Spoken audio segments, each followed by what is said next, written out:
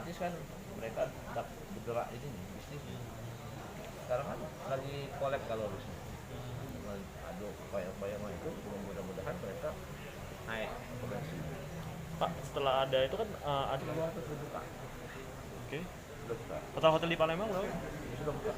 semuanya. 160 kantor hotel. 168 di Palembang atau di Sumsel? Palembang. Di Palembang.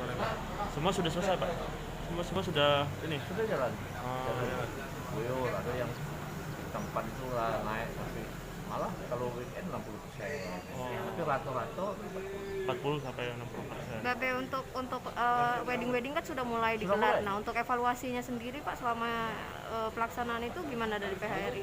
dia jauh. Kemarin kami ninjau juga di Raja Wali. Sudah cukup bagus penerapan social distancing-nya udah bagus.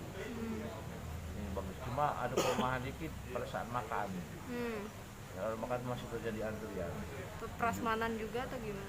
Ada prasmanan, ada antrian lah ya. Nah, itu yang harus kita tertibkan lagi. Dan itu uang kita itu makan. Tadinya udah diatur porsi jarak ini kan. Begitu makan hari kawannya marah sini. Nah ini yang Oh, siap.